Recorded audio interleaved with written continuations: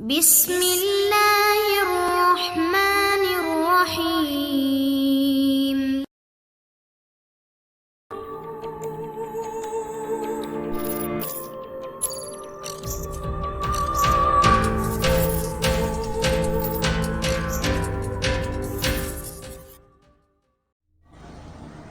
अस्सलाम वालेकुम दोस्तों।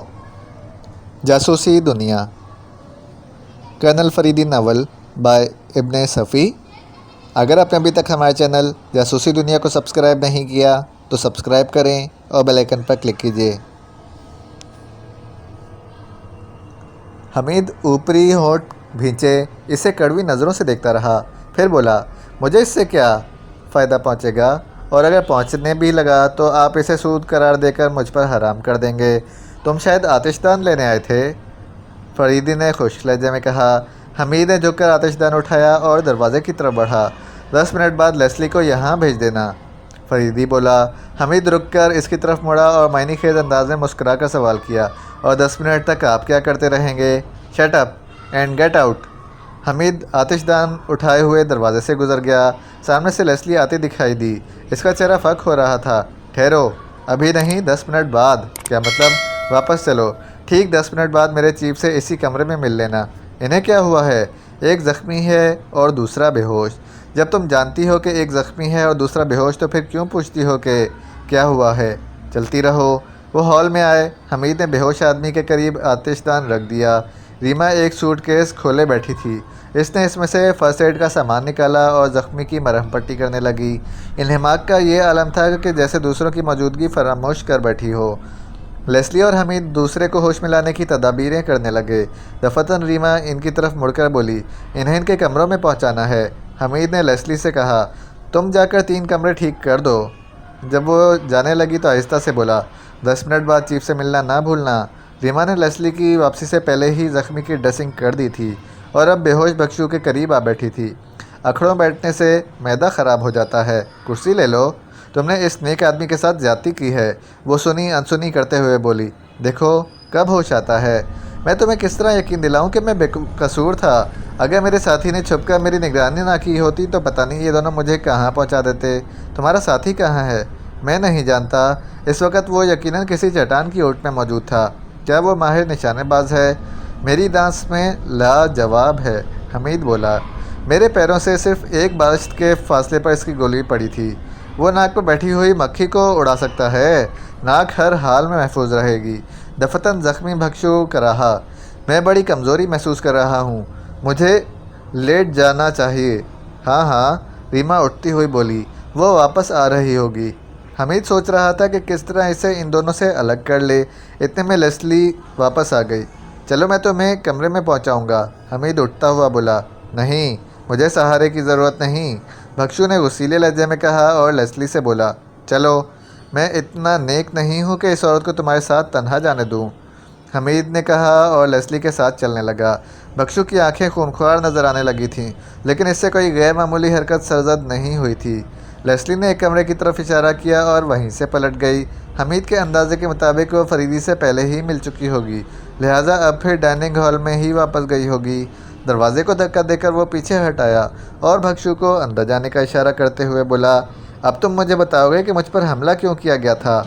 इसका जवाब वही देगा जो बेहोश पड़ा हुआ है, भक्षु ने किसी बड़े आदमी की तरह नथलें फैलाए। तुम लोग आखिर हो क्या भला? चलो अंदर चलो, हमीद इसकी गर्दन पकड़कर धक्का देता हुआ बोला। अंदर पहुंचकर भक्षु जारहाना अंदाज में पलटा था, लेकिन हमीद के तेवर देखकर आगे ना बढ़ सका। मैंने आज तक किसी भक्षु के पास रिवॉल्वर नहीं देखा, हमीद इसकी आंखों में देखता हुआ बोला। इन अतराफ में लुट जाने का भी खतरा रहता है, भराई हुई आवाज़ में जवाब मिला। मुझे यकीन है कि वो नेक लड़की तुम्हारे इस ज़र को तस्लीम कर लेगी, हमीद तंजिया अंदाज में मुस्कुराया, फिर सख्त लहजे में बोला, रिवॉल्वर रखने का इजाज़तनामा है तुम्हारे पास? भक्षु कुछ ना बोला। थोड़ी देर खामोश रहने के बाद इसने कहा, मैं नहीं, मेरे साथी ने तुम पर हमला किया था। सिर्फ बात बढ़ जाने के खदशे के तहत इसने रिवॉल्वर निकालकर तुम दोनों को अलग अलग कर देना चाहा था। इसके अलावा और कुछ बात नहीं कि हंगामा फरू हो जाए। अच्छी बात है, मैं इसके होश में आने का इंतज़ार करूँगा, हमीद ने कहा और वापसी के लिए मुड़ने लगा। ठहरो, भक्षु हाथ उठाकर बोला, दुनिया की हर औरत इसलिए नहीं होती कि इसका ख्याल रखा जाए। वरना तुम आसमानी अजाब से नहीं बच सकोगे। इसलिए मैं कहता हूँ कि तुम इस औरत का ख्याल रखो।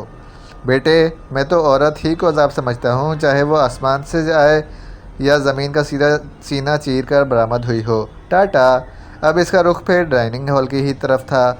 वहाँ पहुँचा तो रीमा बेहोशी बंदे की तरफ इशारा करते हुए बोली, इसे भी कमरे में पहुँचाओ। इस अजाब से छुटकारा मुमकिन नहीं, आदमी चाहे कितनी ही शेखियाँ बिगाड़े। हमीद के लहजे में बेबसी थी। क्या मतलब? कुछ नहीं। हमीद कराहता हुआ झुका और फिर इसे हाथों पर उठा लिया। रीमा इसके पीछे चल रही थी। जख्मी के बराबर वाले कमरे में दूसरे भिक्षु को रखकर इसने कहा, चलो अब तुम्हें तुम्हारे कमरे में पहुंचा दूं। नहीं, बस अब तुम जाओ। पुश से आवाज़ आई और हमीद बड़ी फुर्ती से दरवाजे की तरफ मुड़ा। वहाँ जख्मी भिक्षु खड़ा था। तुम यहाँ क्यों आए?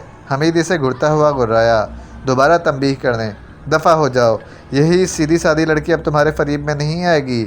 ऐसा ना कहो, रीमा नरम लहजे में बोली। ये दोनों मेरे रूहानी उस्ताद हैं। इन्हें नहायत बदतरीन बुराइयों में मुब्तला देखकर भी मेरा एतमाद मुतज़लज़ल नहीं होगा। मैं इसे फ़रेब नज़र समझूंगी। तुम हमारे मुल्क में मेहमान हो, इसलिए तुम्हारी हिफाजत मुझ पर वाजिब है। लिहाजा मैं तुम्हारी तरफ से लापरवाह नहीं हो सकता। मैं कहता हूँ चले जाओ यहाँ से। मैं बहरा नहीं हूँ, हलक ना फाड़ो। मैं आराम करना चाहती हूँ। ज़रूर करो, लेकिन मैं इन दोनों में से किसी को भी तुम्हारे कमरे में दाखिल ना होने दूंगा। ये मेरा फ़ैसला है। अच्छा, यही सही। किसी तरह ये बात ख़त्म हो। वो तवील सांस लेकर बोली और दरवाजे की तरफ बढ़ गई। भिक्षु पीछे हट गया था। हमीद रीमा के साथ तीसरे कमरे तक गया और इसे अंदर जाने को कहकर दरवाज़ा अंदर से बंद कर रखने की ताकीद की। जख्मी भिक्षु भी हमीद के करीब ही मौजूद था। इसने एक बार फिर हमीद को समझाने की कोशिश करते हुए कहा कि वो अपने मामलात में दखल अंदाजी ना करे। तुम अपनी ज़बान बंद करो जी और चुपचाप अपने कमरे में चले जाओ। मैं इसे बाहर से बोल्ट करूँगा। हमीद जवाबन गुर्राया। अब इनके दरमियान इस नए मसले पर बहस शुरू हो गई थी। आखिर रीमा को दखल अंदाजी करनी पड़ी। तुम आखिर इतने ज़िद्दी क्यों हो? इसने हमीद से पूछा। तुम भी मुझे दूसरी ही दुनिया की मखलूक मालूम होती हो। अरे तुमने देखा नहीं कि कुछ ही देर पहले इन्होंने मुझे मार डालने की कोशिश की थी? यकीनन वो सब किसी गलतफहमी की बिना पर था।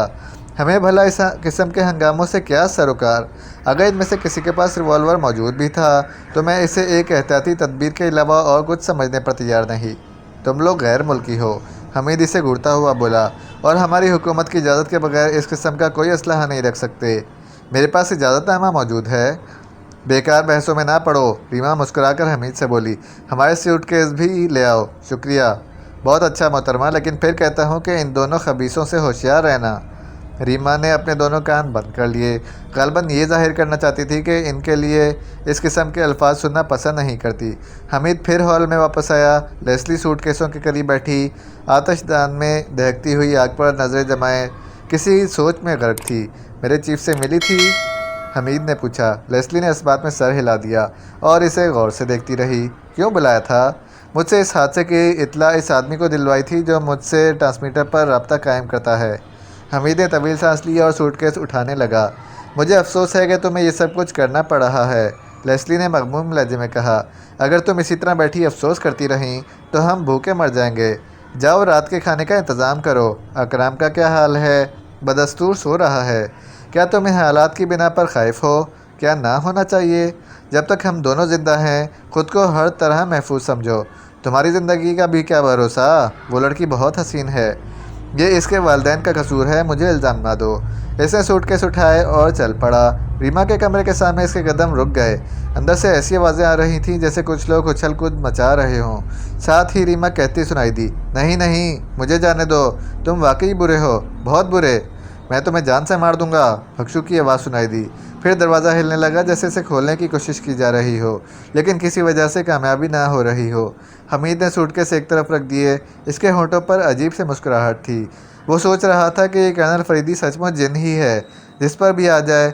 अभी ये लोग वही कर रहे थे जो इसने चाहा था। वाह! दफतन दरवाज़ा खुला और रीमा इस पर आ गिरी। भिक्षु सामने खड़ा हाँप रहा था। देख लिया तुमने? हमीद रीमा को एक तरफ हटाता हुआ बोला।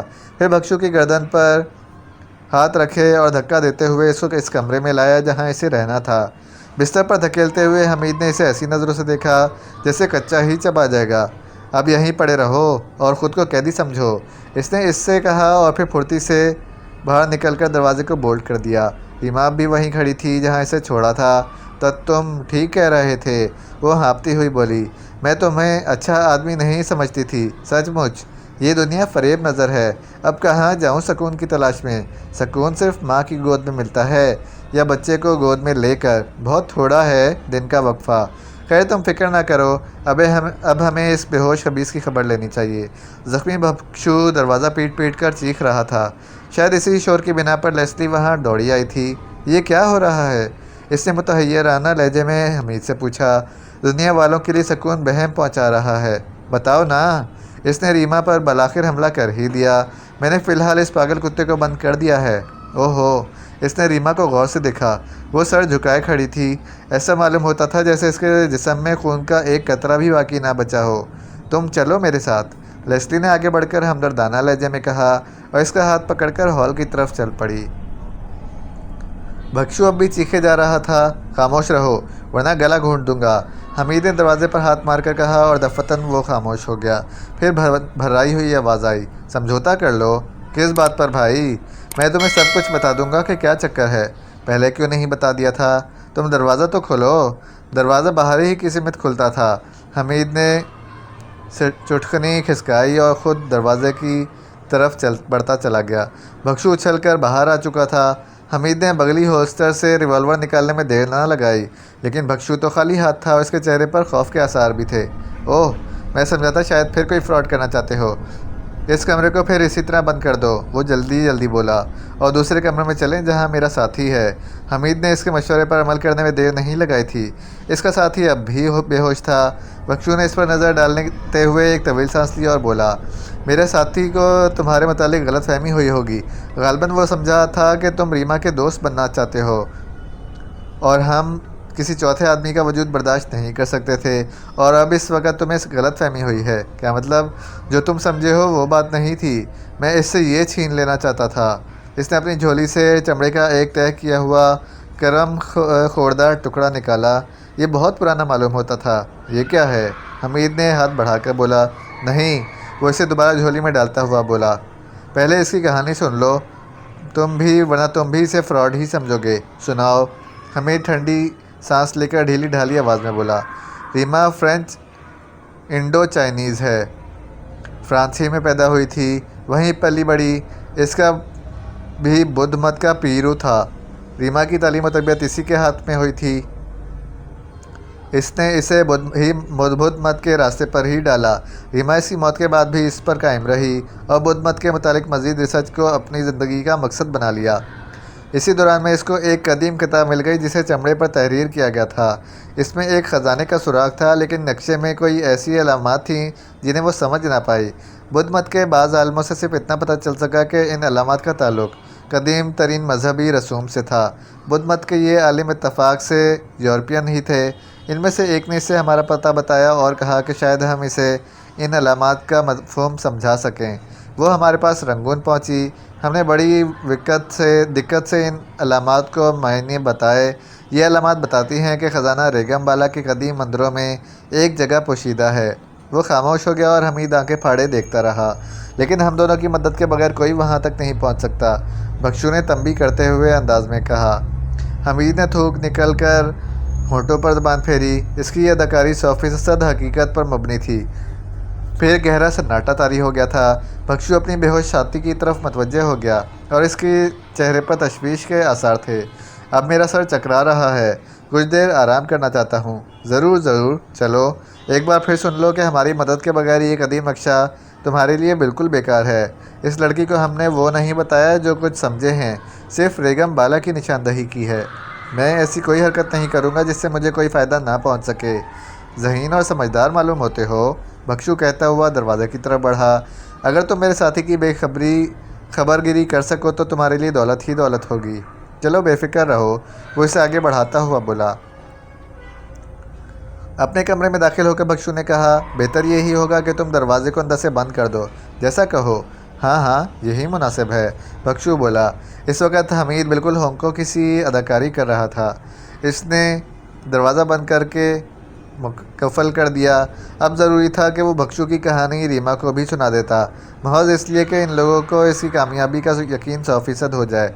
गालदन इनकी स्कीम अब ये थी कि इस लड़की को इनके सरों पर डालकर खुद गायब हो जाएं।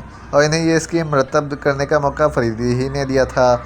इसने रीमा को चरमी दस्तावेज़ की कहानी सुनाई और पहली बार इसकी आंखों में नफ़रत से गुस्से की चिंगारियाँ देखीं।